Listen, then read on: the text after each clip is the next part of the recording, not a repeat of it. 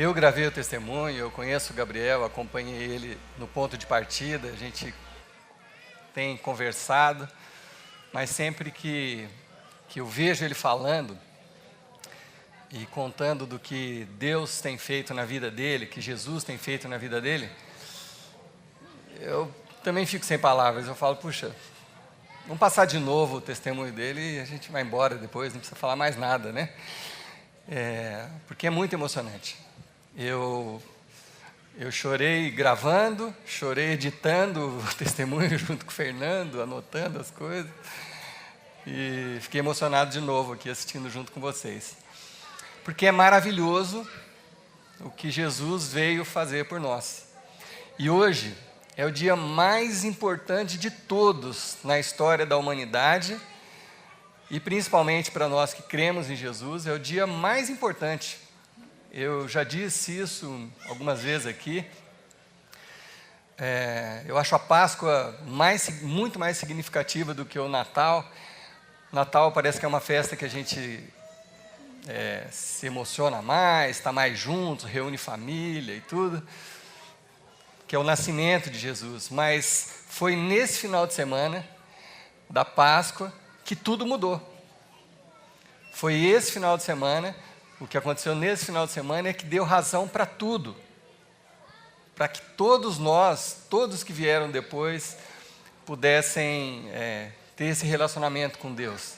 Então é o final de semana, é o dia mais importante da história do cristão. Eu às vezes, eu fico até, de verdade, às vezes eu fico até meio triste, assim, que as pessoas não dão a importância devida, assim. Falar, está chegando a Páscoa, vamos viajar e tudo, todo mundo vai viajar.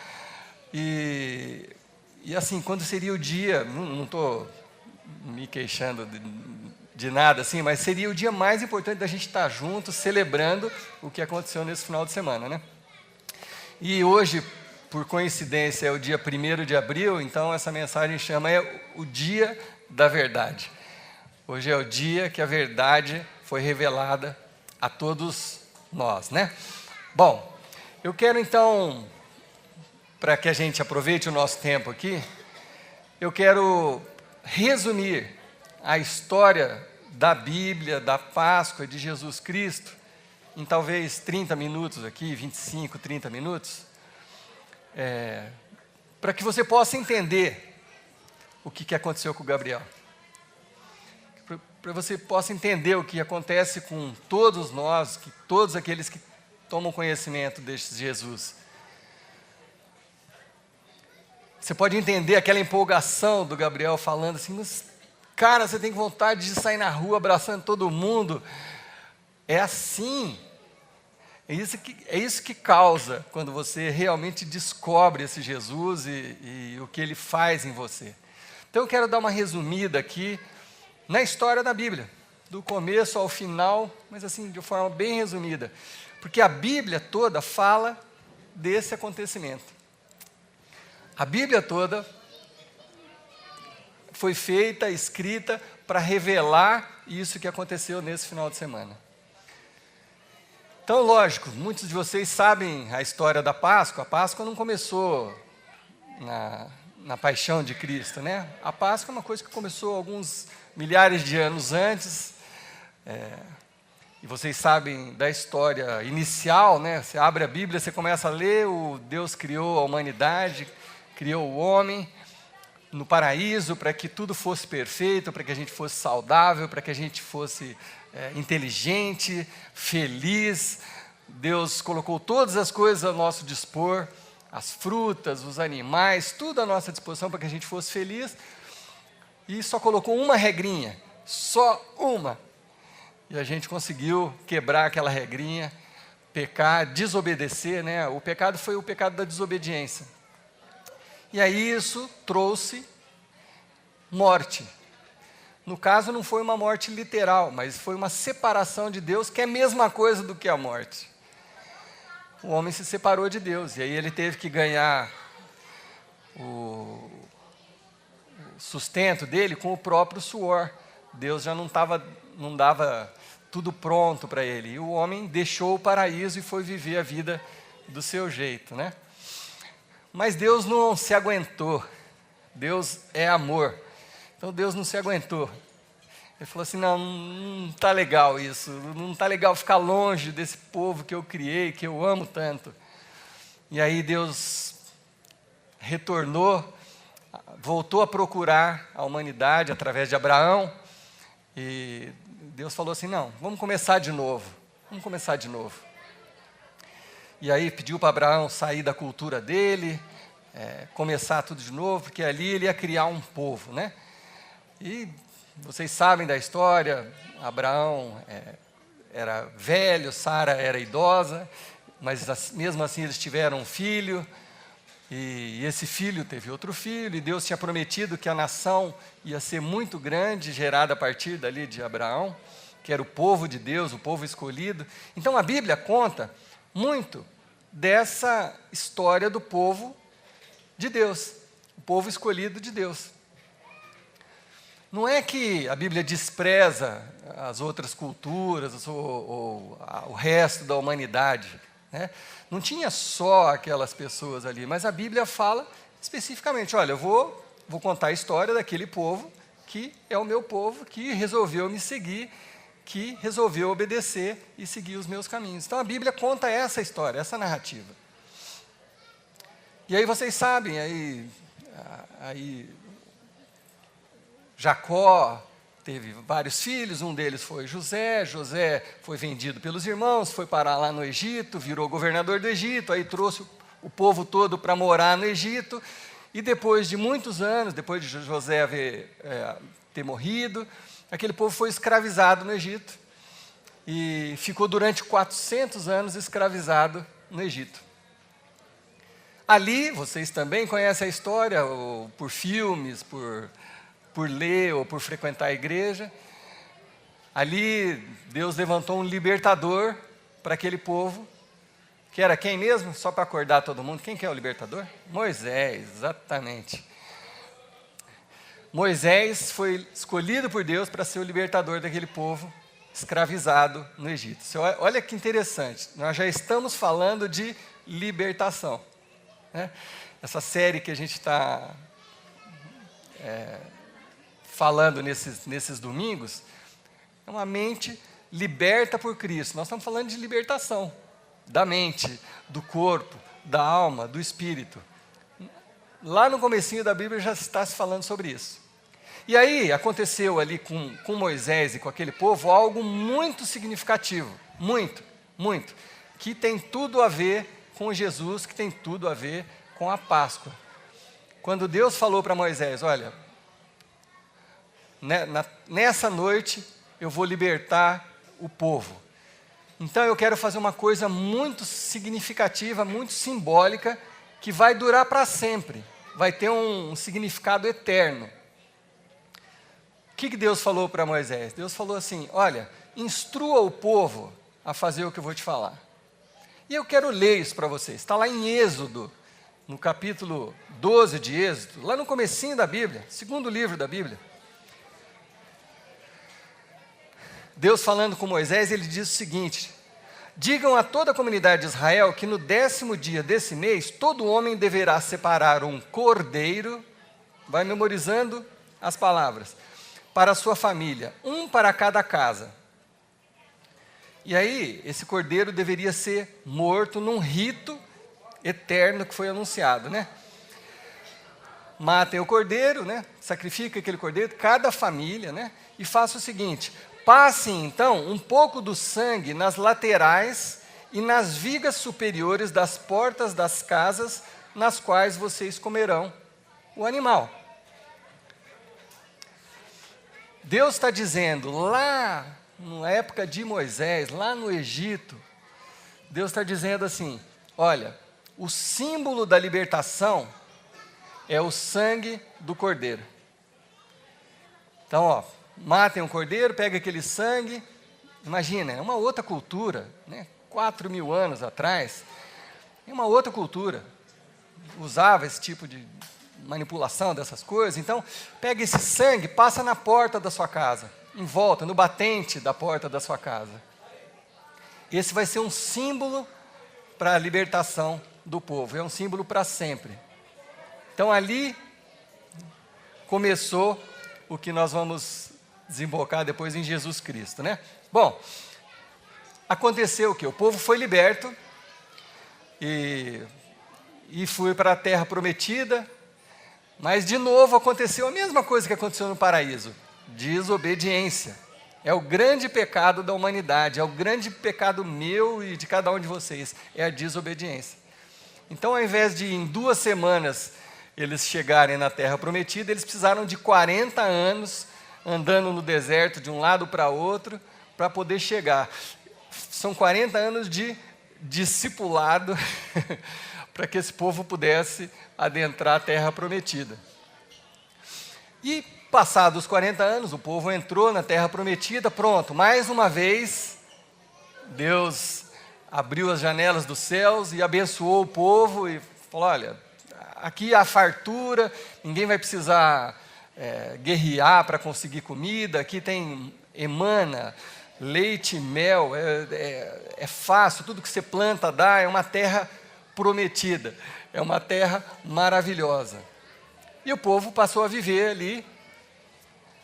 Só que aí começou a bagunça de novo. Não adianta, juntou gente, é problema. Aí começou desavenças e tal, aí Deus falou assim: olha, eu preciso começar a levantar líderes. Eles não tinham reis, porque as leis que Moisés tinha divulgado serviam para todos. E não precisava de um líder, um cabeça, mas chegou uma hora que a coisa começou a ficar bagunçada, e Deus levantou o primeiro rei. Quem que é o primeiro rei? Opa, essa foi mais difícil. Quem que era o primeiro rei que Deus levantou? Opa, Saul. Saul foi o primeiro rei do povo de Deus que foi levantado por Deus. Saul era um bom homem, um homem temente a Deus, sábio, mas depois de um tempo no poder, o poder o corrompeu, coisa que não acontece mais hoje em dia, mas naquela época era muito comum o poder e o dinheiro corromper as pessoas. Amém? Não? O que é? Não tinha lava-jato naquele tempo, mas tinha Deus. E aí Deus olhou para aquela situação e falou assim: não dá mais para o Saul ficar no poder. E aí Deus levantou um outro rei, um novo rei. Quem que era esse rei? Oi? Davi. Obrigado, gente. A minha memória não está muito boa. Vocês vão me ajudando.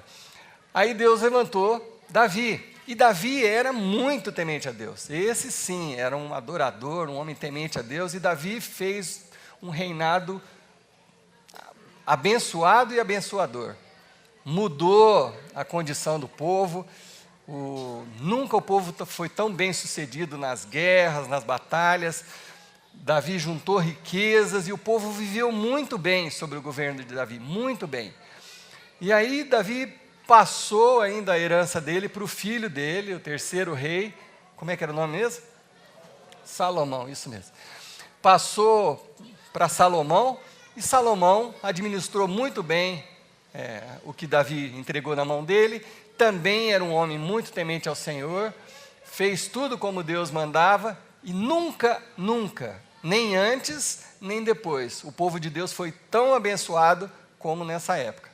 Eles eram os mais ricos, mais saudáveis, Salomão era o homem mais inteligente e sábio da terra. Foi uma época de ouro, como se diz, para o povo de Deus.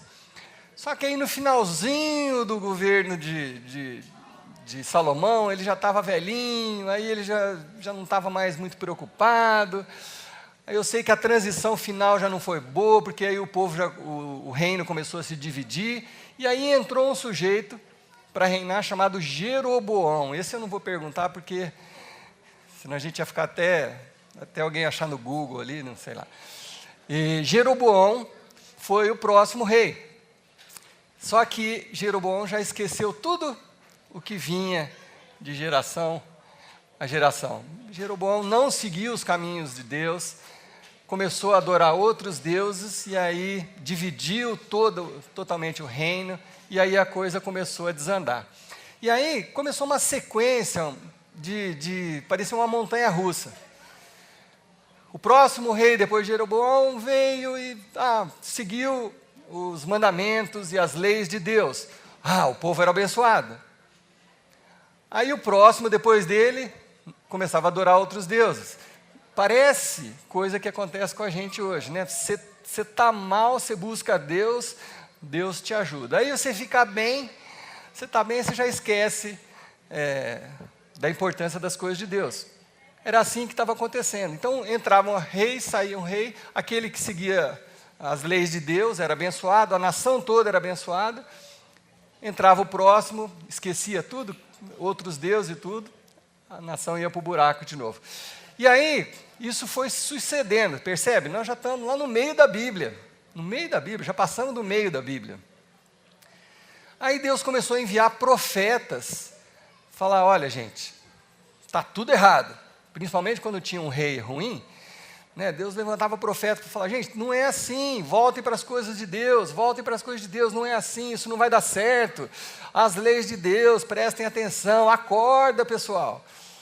E aí vieram os profetas que sempre estavam anunciando isso, até que eles começaram a anunciar, olha, com esse governo, com esse povo não vai dar certo.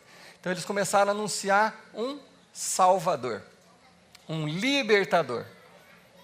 Aí os profetas começaram a vislumbrar o plano de Deus, que era de um libertador definitivo, um rei definitivo, aquele que ia mudar completamente a história.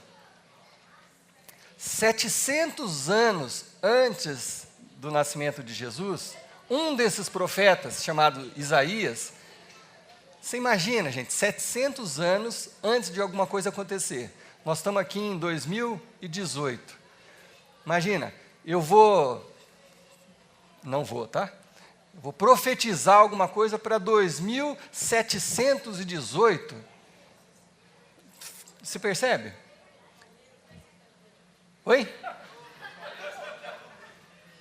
Não, Palmeiras vai ser campeão sábado que vem. Estou falando de profecia mais longe. Isso aí nem precisa de profecia, isso aí já está aprovado no céu. Mas você imagina você fazer uma profecia para 700 anos à frente?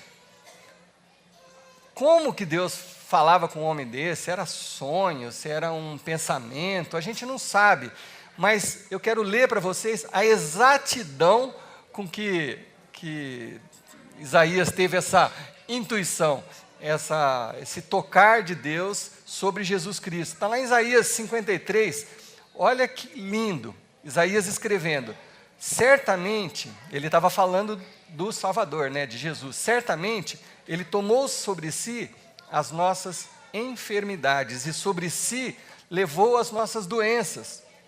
Contudo, nós o consideramos castigado por Deus, por ele atingido e afligido. Essa pessoa que Isaías estava profetizando, disse assim, ele veio para isso, ele curou as nossas enfermidades, tudo, mas nós o consideramos afligido. Por quê? Porque ele sofreu, né? Ele sofreu, ele estava prevendo isso. Mas ele foi transpassado, olha que interessante o detalhe, ele foi transpassado por causa das nossas transgressões, foi esmagado por causa das nossas iniquidades, e o castigo que nos trouxe a paz estava sobre ele, e pelas suas feridas nós fomos curados. É exatamente o que o Gabriel falou aqui. O castigo que estava sobre ele não era para ele, era para mim, era para o Gabriel, era para você. Nós pecamos, nós desobedecemos, Jesus não fez isso. Mas Isaías está profetizando isso. Esse castigo, esse sofrimento que nos deu paz, estava sobre ele. E pelas suas feridas nós fomos curados. Todos nós, tal qual ovelha, nos desviamos. Cada um de nós se voltou para o seu próprio caminho. E o Senhor fez cair sobre ele, que a gente soube depois que era Jesus, a iniquidade, ou seja, os pecados de todos nós. Ele foi oprimido e afligido, contudo não abriu a sua boca, como um cordeiro foi levado ao matadouro.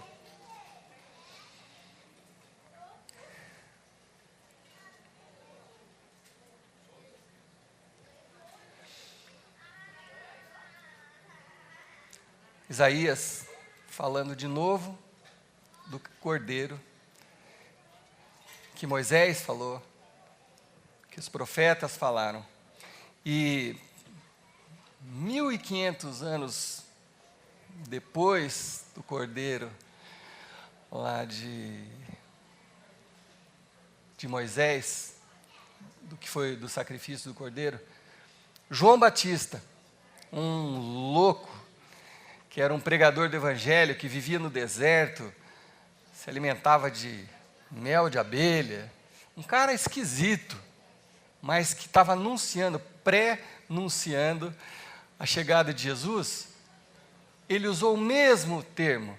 João Batista disse o seguinte: eis o Cordeiro de Deus que tira o pecado do mundo. Quando João Batista viu Jesus chegando, João Batista era primo de Jesus. E ele estava lá batizando as pessoas no rio. Jesus se aproximou, a hora que ele bateu o olho, ele falou: eis o Cordeiro de Deus que tira o pecado do mundo. Eu sou só um anunciador. Aquele é o Cordeiro, mais uma vez. João Batista sabia que Deus tinha um plano superior a qualquer outro plano antes, e envolvia aquela pessoa, a pessoa de Jesus Cristo. E aí Jesus chega para João Batista e fala: João Batista, me batiza. E João falou: claro que não, eu não sou digno nem de desatar as suas sandálias. Imagina se eu vou te batizar, você deveria me batizar. Mas Jesus falou: não, faz tudo certinho, é assim que eu quero ensinar, eu quero que seja modelo para as pessoas, me batiza. E João batizou o Jesus, e foi a primeira vez que Jesus foi chamado de o Cordeiro. Bom, passado um tempinho, nós já estamos lá no Novo Testamento, já chegando na metade quase do Novo Testamento. Jesus já estava conhecido no seu ministério, já tinha feito muitos dos milagres que vocês já ouviram falar e que nós falamos inclusive nessa série. E aí perto da Páscoa, algumas semanas antes da celebração da Páscoa, né? Que era o povo judeu comemorando lá a saída do Egito. Perto da celebração da Páscoa, Jesus foi chamado para ir na casa de uns amigos dele, amigos pessoais, porque o seu amigo Lázaro havia morrido. E aí as irmãs de Lázaro chamaram Jesus, vem aqui. Antes dele morrer, eles mandaram chamar Jesus. Jesus demorou para chegar, chegou, ele já estava morto, fazia 4 dias. E aí vocês conhecem a história também. Jesus chega diante do túmulo de Lázaro, há 4 dias enterrado, já estava cheirando mal. E Jesus faz uma oração simples ao Pai e fala: Lázaro, vem para fora. Vocês imaginam o susto? Um cadáver já mal cheiroso, talvez enrolado nos tecidos, saindo mais ou menos andando, assim. Acho que muita gente saiu vazado dali. Mas foi uma coisa tão significativa assim, que todo mundo adorou Jesus, óbvio, né? Óbvio, você imagina a gente sair daqui, for no cemitério, a gente abrir um túmulo lá e falar: vem. Primeiro que 90% não vai, né? Os 10%, talvez 9 saiam correndo. Mas isso aconteceu diante dos olhos das pessoas. E isso foi muito significativo. Só que aí o que aconteceu? Aí os religiosos ficaram muito preocupados. Não ficaram felizes. O povo ficou feliz. Os religiosos não. Não, nossa, o que vai acontecer agora? Pô, só faltava tirar um morto de dentro de um túmulo depois de 4 dias. Aí os religiosos começaram a tramar. Isso está lá em João, capítulo 11. Eu vou ler aqui para vocês o que eles fizeram. Muitos dos judeus que tinham vindo visitar Maria, que era a irmã de Lázaro, vendo o que Jesus fizera, creram nele. Óbvio, né? A gente creria também se você visse alguém ressuscitando alguém, né? Mas alguns deles foram contar aos fariseus o que Jesus tinha feito. Então o chefe dos sacerdotes e os fariseus convocaram uma reunião no Sinédrio. Gente, espera aí, a gente precisa fazer alguma coisa.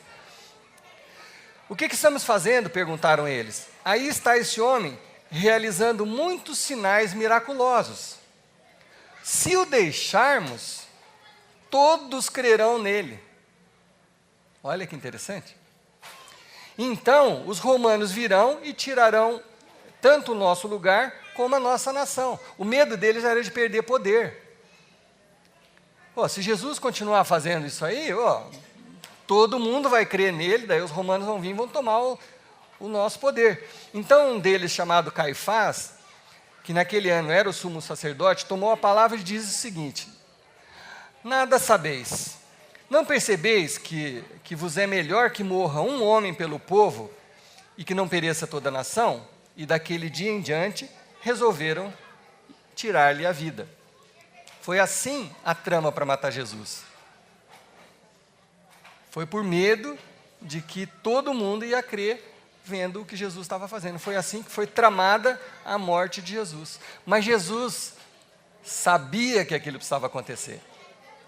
Jesus não foi pego de surpresa. Os discípulos, vocês vão entender já já, até foram pegos de surpresa. Mas não deveriam, porque Jesus anunciou o que ia acontecer com ele. Olha só, vou ler para vocês. Marcos capítulo 10. Jesus reuniu todo mundo. Novamente ele chamou à parte os 12 e lhes disse o que haveria de acontecer. Jesus falou o que ia acontecer. Estamos subindo para Jerusalém, e o Filho do Homem será entregue aos chefes dos sacerdotes e aos mestres da lei. Presta atenção, pessoal, o que vai acontecer?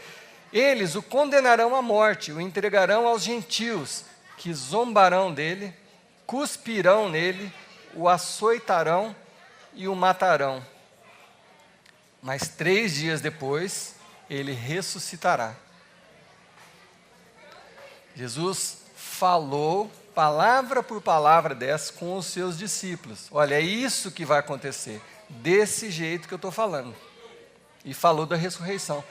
Você já deve ter conhecido um pouco de outras religiões, outros profetas, outros líderes de religião. Nunca existiu uma pessoa, um líder religioso que tivesse dito: olha, eu vou morrer, vão me matar assim, assim, nesse dia, isso vai acontecer, eu vou ser crucificado e tal. Aí vou ser enterrado, aí no 3º dia eu vou levantar e vou conversar com vocês. Nunca, nunca, na história, nunca existiu alguém que tivesse dito isso e feito isso, né? Aí você sabe, aí aconteceu exatamente como Jesus falou. Depois da ceia, ele foi traído por Judas, que o entregou ao exército. E Jesus foi no meio da noite, entre quinta e sexta-feira, na madrugada, quando não tinha... Sabe, parece aquelas artimanhas que a gente vê hoje em dia, assim, né? Está tendo um jogo do Brasil, aí na madrugada os deputados aprovam uma lei lá, que você nem fica sabendo. Foi isso que fizeram com Jesus. No meio da madrugada, juntaram lá um povo, pagaram alguns para ficar falando mal de Jesus, o prenderam, o torturaram, cuspiram na cara dele, bateram muito, muito. Se Jesus tivesse sobrevivido à cruz, ele ia morrer das infecções, das chicotadas que ele recebeu. Quer dizer, ninguém sobrevivia à cruz, né? Se Jesus não tivesse sido crucificado, ele ia morrer só da tortura que ele passou. E aí, às 9 da manhã, penduraram o justo, o único justo que pisou nesse planeta, foi pendurado numa cruz, zombado por todos. Colocaram uma coroa de espinhos nele para falar assim: ó, você não é o rei? Então essa é a sua coroa. Prá! Cravaram aquela coroa, assim, o sangue desceu. Ainda puseram uma plaquinha: ó, esse é o rei dos judeus, está aqui, ó. E aí o pessoal passava e zombava de Jesus. Aí ao meio-dia daquele dia, da sexta-feira, por volta do meio-dia, o céu se fez noite, o sol se escondeu. Nem o sol não resistiu àquela cena tão chocante. O sol se escondeu, virou noite, meio-dia da sexta-feira virou noite. E às 3 da tarde, num último suspiro, Jesus falou assim, tetelestai, que significa, está consumado, acabou. O que eu vim fazer pelo pecado está se realizando agora. E aí a natureza reagiu, trovões, terremotos, e os soldados começaram a ficar apavorados, e aí um deles quebrou a tradição. Olha cada detalhe, como a Bíblia é maravilhosa. A tradição era, a pessoa está crucificada, você quer que ela morra logo, quebra as pernas dela. Por que você quebra as pernas da pessoa? Você quebra a perna porque ela não tem apoio, aí ela morre sufocada. Era assim a tradição. No caso de Jesus, pegaram uma lança e transpassaram, assim como a gente leu em Isaías agora há pouco. Como Isaías tinha dito 700 anos antes. Ele foi transpassado pelas nossas transgressões. Enfiaram uma lança em Jesus e a hora que enfiaram, saiu um restinho de sangue e água, porque Jesus não tinha mais sangue. Jesus morreu pela ausência de sangue. Foi enterrado, foi para o túmulo. E ali foi curioso, porque os fariseus que estavam combatendo Jesus acreditavam mais na ressurreição do que os discípulos. Os discípulos correram, sumiram, se esconderam. Os fariseus foram falar com os governantes, falaram, olha, houve-se um rumor que ele vai ressuscitar, então podemos colocar uns guardas lá na porta do túmulo para que não aconteça dos discípulos virem roubar o túmulo e falar que ele ressuscitou? Enquanto os discípulos estavam tudo escondidinho, com medo, mas com medo mesmo. Eles falaram, agora Jesus morreu, agora o próximo somos nós. Esquecendo do que Jesus tinha falado. Enquanto eles estavam assim, os líderes religiosos mandaram colocar guardas lá, para que ninguém roubasse o corpo de Jesus. E aí os guardas foram as únicas testemunhas. Eu falei isso recentemente. Não tinha nenhum dos discípulos na porta do túmulo esperando Jesus ressuscitar. Os guardas é que foram testemunhas. Que uma grande luz de madrugada, um terremoto, a pedra rolou e Jesus saiu daí e os guardas saíram apavorados e foram relatar lá para os fariseus, para os sacerdotes. Olha que interessante, não sei se você já tinha lido isso na Bíblia, acho que nem tem esse versículo, mas eu quero ler para você. Quando os chefes dos sacerdotes se reuniram com os líderes religiosos, elaboraram um plano, porque Jesus tinha ressuscitado. Deram aos soldados grande soma de dinheiro, dizendo-lhes, vocês devem declarar o seguinte, os discípulos dele vieram durante a noite, furtaram o corpo enquanto estavam dormindo. Assim os soldados receberam o dinheiro e fizeram como tinham sido instruídos. Quer dizer, criaram esse rumor de que os discípulos tinham ido lá roubar o corpo. Primeiro, eles não tinham coragem para fazer isso. Ainda mais enfrentar os guardas. Se Pedro, na noite anterior, nem tinha falado assim, ó, eu sou amigo dele, imagina se ele ia lá tentar roubar o corpo de Jesus. Eles estavam amedrontados, não fizeram isso. Segunda coisa, no domingo de manhã, quando Jesus estava ressuscitado, as mulheres foram lá passar perfume no corpo de Jesus. Quer dizer, as mulheres que seguiam Jesus, que estavam junto, que eram amigas de Pedro, de João, de todos eles. Se elas soubessem da trama de roubar o corpo de Jesus, elas não teriam ido lá de manhã passar perfume no corpo de Jesus. E elas saíram de lá apavoradas, correndo, e foram chamar os discípulos, Pedro, João, e eles vieram correndo, não sei o que aconteceu, Jesus não está lá. Como não sabe o que aconteceu? Como não sabe o que aconteceu? Não sei o que aconteceu, Jesus não está lá. Aí chega Pedro, aí chega João, e aí eles percebem, não está mesmo. O que aconteceu? Então, os seguidores de Jesus, eles não se engajaram no movimento por causa de alguma coisa que Jesus ensinou. Os seguidores de Jesus, eles se engajaram no movimento pelo que eles viram. Eles viram Jesus ressuscitado. Porque depois que Jesus ressuscitou, ele apareceu inúmeras vezes. Paulo fala disso, e é o último texto que eu vou ler para vocês. Em 1 Coríntios 15, Paulo diz o seguinte: irmãos, eu quero lembrar-lhes o evangelho que eu lhes preguei. Paulo está falando assim, vamos fazer um resumo de tudo isso aqui? Eu vou explicar para vocês o que está acontecendo. O qual vocês receberam e estão firmes, né? Por meio desse evangelho, ele já vinha falando da morte de Jesus, Jesus tinha ressuscitado e tudo. Por meio desse evangelho, vocês são salvos, desde que se apeguem firmemente à palavra que lhes preguei. Caso contrário, vocês têm crido em vão. Quer dizer, esse evangelho só vai ser útil para você e para mim, só vai funcionar, só vai gerar transformação na sua vida e na minha, se a gente colocar em prática. Se a gente colocar isso em prática, se apegar firmemente. Caso contrário, a gente está crendo em vão, né? Pois o que primeiramente lhes transmiti foi o que recebi, que Cristo morreu pelos nossos pecados, segundo as Escrituras, foi sepultado e ressuscitou ao terceiro dia, segundo as Escrituras. E aí vem a comprovação disso. E apareceu a Pedro, e depois aos 12. Os discípulos estavam reunidos numa sala, de repente Jesus aparece no meio deles. E um único que não estava ali, né? Tomé não estava ali. Quando os discípulos contaram, Jesus apareceu, cara, ele estava na nossa frente, a gente podia pegar nele.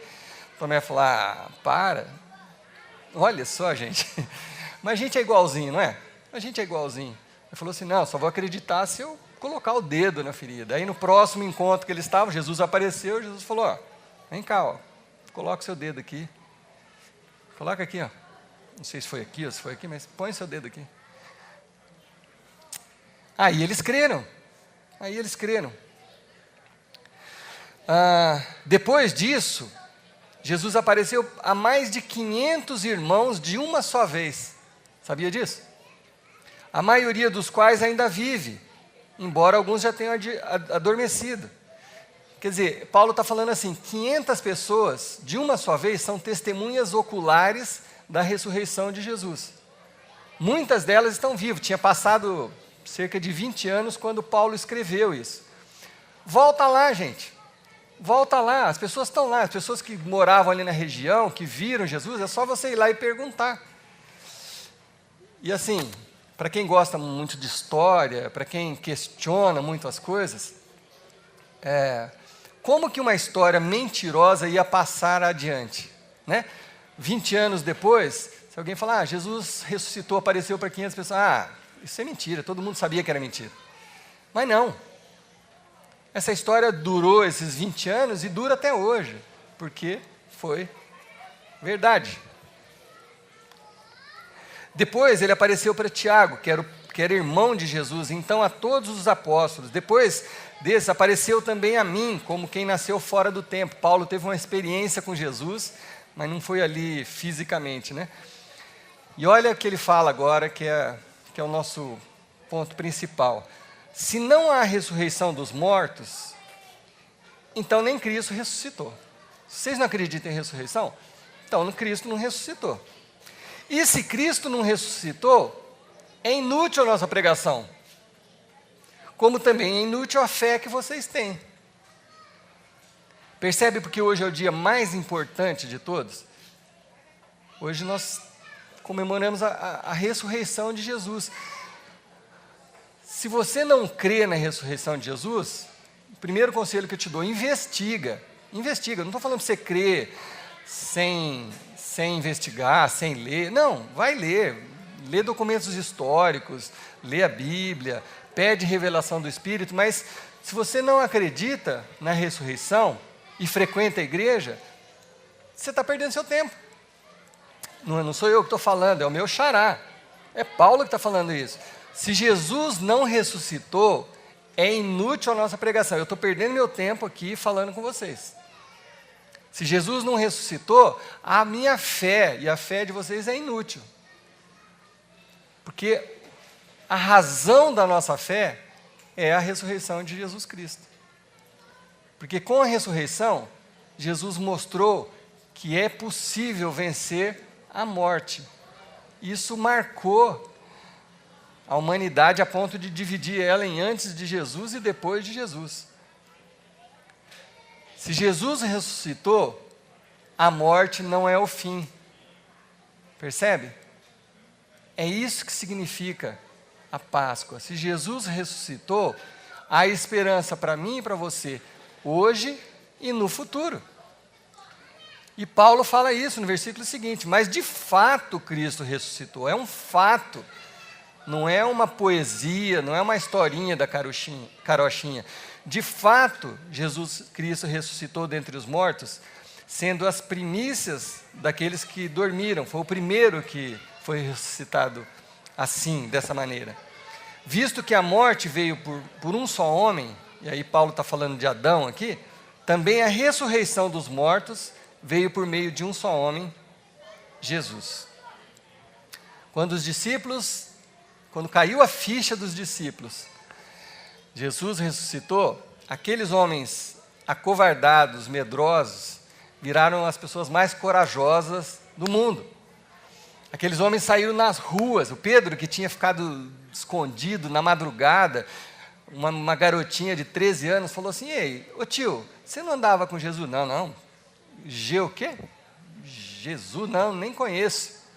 Esse Pedro, depois que ele viu Jesus ressuscitado, ele saiu às ruas sem medo de nada mais. Pedro saiu e falou: olha, gente, ele pregando com uma multidão, Pedro falou assim: vocês mataram o Filho de Deus. Nós somos testemunhas, nós vimos isso, eu vi, meus amigos viram, vocês mataram o Filho de Deus. Arrependam-se. Aquele homem que se escondeu, ao meio-dia ele saía dando de dedo nas pessoas e pregando para multidões que Jesus tinha ressuscitado. E falando que as pessoas se arrependessem, né? Então, de novo, a ressurreição de Jesus Cristo aponta a razão da cruz, que é o perdão dos pecados, que é a razão da nossa fé.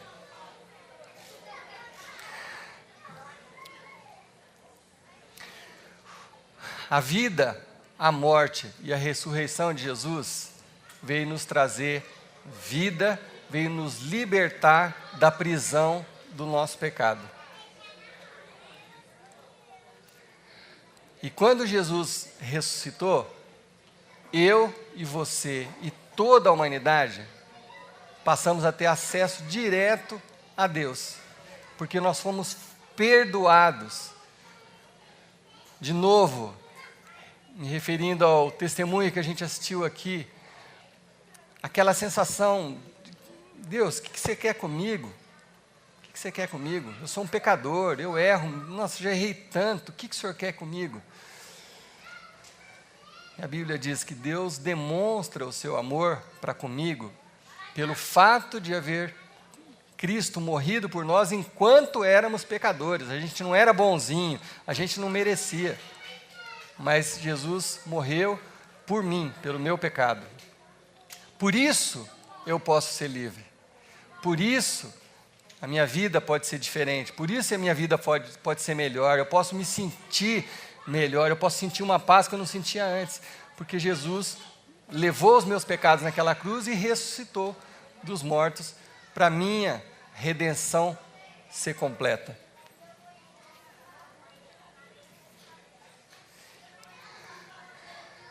Todos aqui que por acaso ainda não tiveram essa oportunidade de se sentir perdoados nos seus pecados, têm hoje e todos os próximos dias da sua vida, mas tem hoje a chance de falar com Deus sobre isso. Você tem hoje a oportunidade de orar e falar com o Criador do Universo, falar assim: olha, eu perdi as esperanças em mim mesmo. Eu não estou perdido. Não tenho mais direção, não sei o que fazer. Estou perdidinho. da minha vida. Mas eu tomo uma decisão hoje. Eu creio nesse Jesus, na morte de Jesus, por perdão dos meus pecados, e na ressurreição de Jesus, para me dar vida e vida eterna. Se você fizer essa oração simples no seu coração, e se você passar a partir disso, a seguir esse Jesus, a se deixar ser discipulado por esse Jesus, a crescer num relacionamento com Jesus, a sua vida é outra. Você vai poder gravar o seu testemunho aqui, falar, olha, até aqui era assim, daqui para frente foi outra. Eu continuei tendo aflições, mas é diferente. Eu não estou sozinho, eu tenho paz. No meio do deserto eu não estou sozinho, eu tenho alguém comigo. Alguém que segura a minha mão, alguém que me tira do lodo, alguém que cura minhas feridas, alguém que cura a minha vida. Essa é a certeza de que o dia de hoje nos trouxe. Porque Jesus ressuscitou dos mortos, porque Jesus vive, eu posso crer no amanhã, eu posso crer no futuro, eu posso crer que depois da morte, eu ainda vou, eu tenho esperança para depois da morte, porque Jesus ressuscitou. Então eu quero encerrar a noite de hoje. A gente vai tomar a ceia daqui a pouco, que é uma instrução de Jesus também. Mas eu quero encerrar essa palavra orando por todos nós. Mas principalmente para aqueles que nunca fizeram essa oração de entrega, de colocar a sua fé, a sua esperança nesse Jesus da Bíblia, que foi anunciado desde o primeiro até o último livro da Bíblia. Eu quero orar com você e eu quero que você ore no seu coração pedindo para que Deus, na sua infinita misericórdia, no seu infinito amor, olhe para dentro de você, perdoe os seus pecados e transforme a sua vida. Amém? Deus,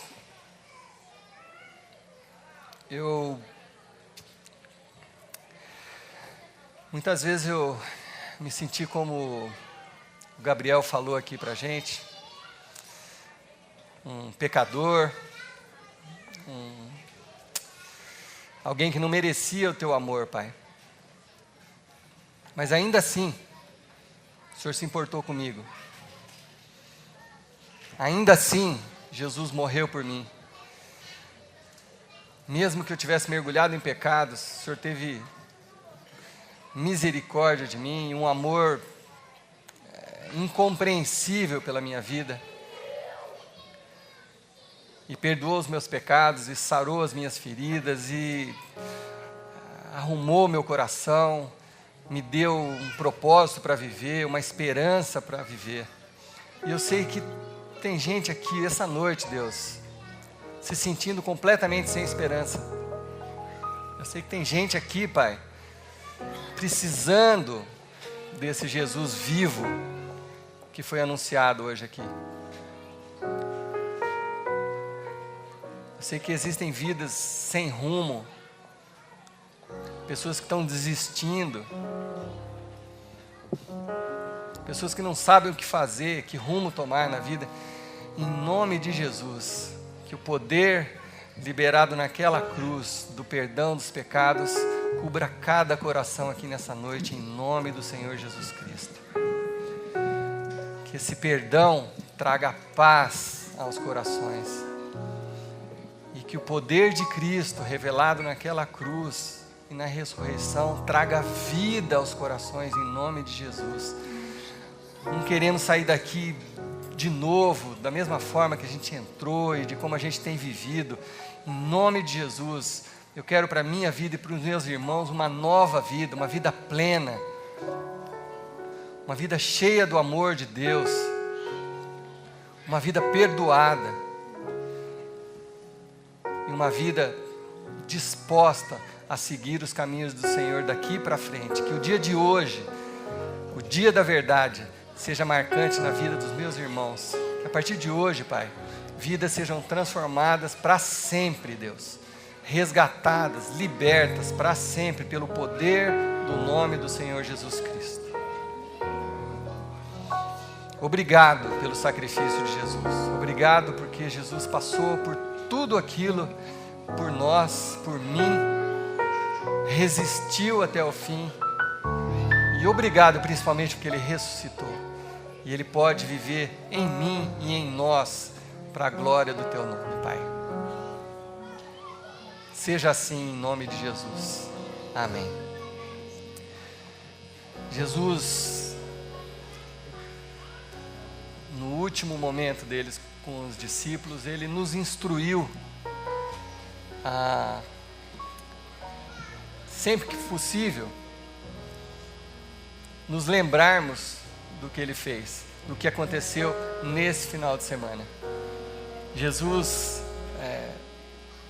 chegou para os seus discípulos em volta de uma mesa, eles estavam comendo, era um jantar, mas num determinado momento Jesus pegou um pão e partiu com os seus discípulos e disse: esse é o meu corpo entregue por vós e por muitos, não são só vocês aqui, isso aqui vai ser entregue por toda a humanidade. Comam do meu corpo, é um símbolo, obviamente, mas o que significa esse símbolo? Que ao comer o pão, simbolicamente, Jesus está vivendo em nós. Jesus foi repartido, Ele está vivo hoje através de nós. O corpo de Cristo, como o apóstolo Paulo veio falar alguns anos depois, somos nós, a igreja de Cristo. Esse é o corpo de Cristo vivo hoje. Foi isso que Jesus fez na ceia. Depois Ele pegou o cálice e falou: olha, isso aqui é o meu sangue. É o sangue da nova aliança, o sangue da redenção, o sangue do perdão dos pecados. A partir de hoje é assim, não precisa mais matar cordeiro, aspergir sangue de cordeiro em portas, porque eu derramei o meu sangue por vocês, e por isso vocês são perdoados. É de graça esse perdão. E aí Jesus falou: façam isso em memória de mim. Então, quero convidar vocês, em grupos, nós temos 2 mesas aqui, a vir pegar o seu cálice e o pão e se lembrar do que Jesus fez nesse final de semana da Páscoa. Faça no seu coração a sua oração e assim coma do pão, tome do cálice e depois nós juntos vamos cantar uma canção, assim como Jesus fez. Tem uma indicação dos evangelhos que assim que acabou a ceia, eles cantaram um hino e foram pro monte. Nós vamos cantar um hino e nós vamos para as nossas casas. Mas vamos diferentes. Amém?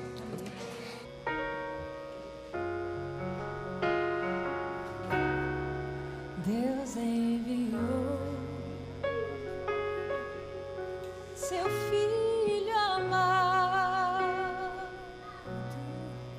para morrer em meu lugar, na cruz morreu.